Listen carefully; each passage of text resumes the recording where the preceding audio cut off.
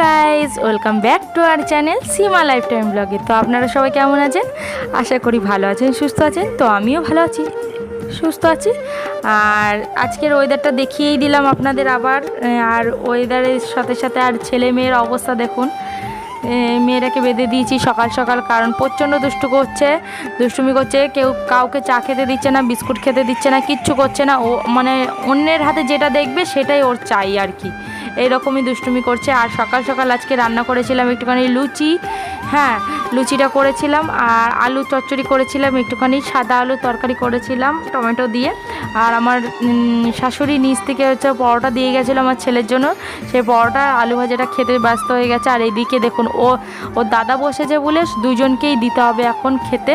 আমার মেয়েটা আবার লুচি নিয়ে ওর দাদাকে খাইয়ে দেয়, জানেন তো, খাইয়ে দেয় আবার দিচ্ছে। দেখুন ও চাইছে বলে ও বুঝতে পারলো যে ও চাইছে আমাকে দিতে হবে। তাহলে ভাবুন যে কইটুকু বয়স। ওই দেখুন ও আবার নিয়েছে, তারপরে নিয়ে আবার দেখছে যে ও তো পুরোটা আমাকে দিয়ে দিয়েছে, এবারে ওকে আবার অর্ধেকটা দিয়ে দিল। দেখেছেন এদের কাণ্ড দেখুন। তো এইদিকে সকাল সকাল রান্না বান্না তো সব হয়ে যায়। বসিয়ে দিয়েছি। এখন কটা বাজে আমি আপনাদের বলে দিই, 10টা 45 বাজে। এখন আমি হচ্ছে দুপুরে রান্না বসিয়ে দিয়েছি। কি কি রান্না হচ্ছে দেখুন। এটার মধ্যে হচ্ছে পুঁই শাক বসিয়ে দিয়েছি, এই যে পুঁই শাক হচ্ছে। আর আমার দিদি যখন এসেছিল তখন আমার বর হচ্ছে মাছের মাথা এনেছিল, মানে সমুদ্রের মাছের মাথা পাওয়া যায় তো, মানে নাম জানি না সেই সব মাছের। তো সেই সব মাছের মাথা নিয়ে এসেছিলো, সেটা ফ্রিজে ভরা ছিল। কত খাবো সেদিনকার, তাই জন্য আর করা হয়নি। এই যে আমি বার করে নিয়েছি, এই যে ডিপ ফ্রিজে ছিল। তো ভালো করে ধুয়ে আমি হচ্ছে নুন হলুদ মাখিয়ে নিয়েছি। আর একটা জিনিস আপনাদের দেখিয়ে দিই, চলুন ব্যাক ক্যামেরা করে দেখুন। মাছটা তো ধুয়ে নিয়েছি ভালো করে, নুন হলুদ মাখিয়েও রেখেছি, মাছটা ভাজা করব করে। তো হঠাৎ করে দেখি কি মাছের মাথার ভেতর থেকে একটা জিনিস বেরোলো। এই দেখুন, এইটা আমি দেখে আমি হচ্ছে মাছেরই হয়তো কিছু একটা হবে, তাই দেখলাম কি কি অবস্থা। এটা কি হট করে, মানে নুন হলুদ মাখাচ্ছিলাম তখন হচ্ছে হট করে বেরিয়ে এসেছে। আমি বুঝতে পারছিলাম না কি জিনিসটা। তারপরে অনেকক্ষণ ঘাটাঘাটি দেখার পরে দেখে মনে হলো যে এটা হচ্ছে অক্টোপাস। এই দেখুন, এই যে লেজ আরও আছে, ছোট বাচ্চা তো তাই জন্য। এই দেখুন, এই একটা, এই যে এই একটা আরও কোথায়।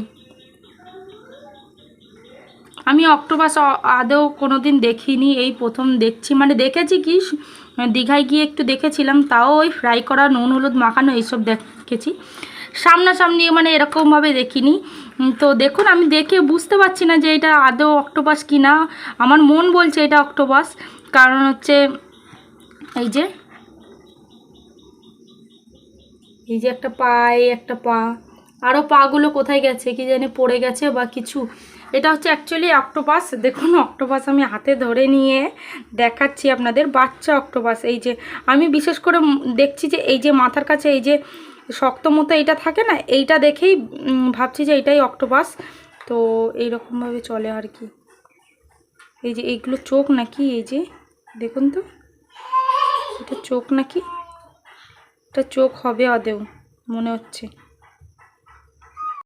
তো তারপরে দেখুন বন্ধুরা, এদিকে আমি সকালের খাবার নিয়ে চলে এসেছি, খাচ্ছি। আর আমার খাওয়ার সময় তো যত অত্যাচার হয় আমার মেয়ের, দেখুন এরকম প্রত্যেকবারই করে, এই না এই আজকে নতুন, রোজই করে এইরকম, মানে প্রচণ্ড অত্যাচার করে। আমি খেতে বসলে না প্রচণ্ড অত্যাচার করে। তারপরে দেখুন সকালবেলা খাওয়া দাওয়ার পরে না আর কোনো ব্লগ মানে ভিডিও করা হয়নি। তারপরে এইদিকে আমি চলে এসেছি আবার দুপুরের লাঞ্চ, কারণ মানে সব কাজবাজ মোটামুটি হয়ে গেছিলো, সেইগুলোর জন্য আর দেখানো হয়নি। খাওয়া দাওয়া করে একটু রেস্ট নিয়েছিলাম, তারপরে স্নান করে মেয়েকে স্নান করি, এখন হচ্ছে সবাইকে খাওয়াবো।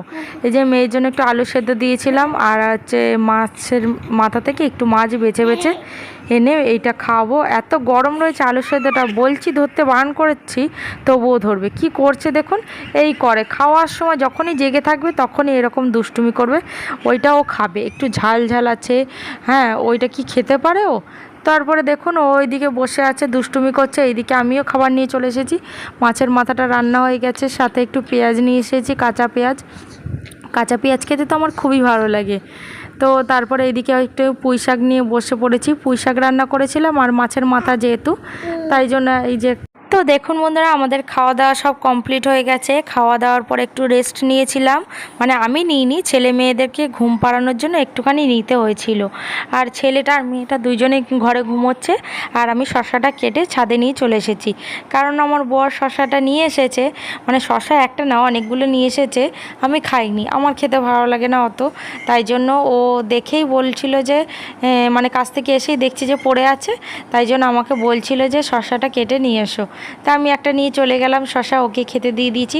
শশাটা এত তিতো ছিল, আমি খাইনি, ও খেয়ে নিয়েছে।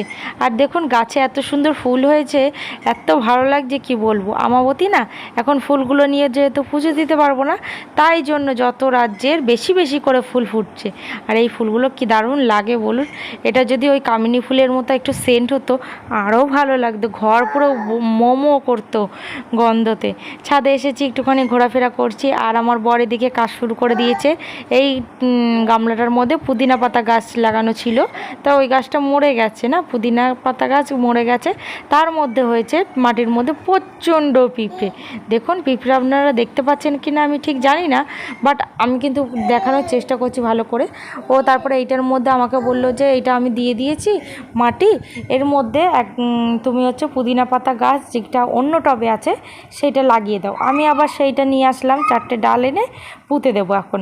কারণ কি, ওইটা যদি আবার মরে যায় এইটা আবার বেঁচে থাকবে, তো তার জন্য এইখানে দেওয়া রয়েছে। যদি পরে লাগে, আমাদের তো রান্নাবান্নায় হুটহাট করে লাগে, তাই জন্য এটা দিয়ে রাখলাম, মানে মাটিতে পুঁতে রাখলাম, হয়ে যাবে আস্তে আস্তে। আর এই বর্ষার সময় যত মানে গাছ লাগাবে ততই ভালো। তো এইদিকে তো আমি লাগিয়ে দিচ্ছি, এখন একটুখানি গাছে জল দিয়ে দেবো, আর গাছে জল দেওয়ার পরে চলে যাব। আর এইদিকের ওয়েদারটা দেখুন, আজকের ওয়েদারটা এত সুন্দর লাগছে, আকাশটা কি দারুণ লাগছে না দেখতে, খুব ভালো লাগছে। তো যাই হোক বন্ধুরা, আজকের মতো আমার ব্লগটা এখানেই শেষ করে দিলাম। ভালো লাগলে অবশ্যই লাইক কমেন্ট শেয়ার সাবস্ক্রাইব করতে ভুলবে না। আজকের মতো টাটা, বাই বাই, দেখা হবে নেক্সট একটা ভিডিও।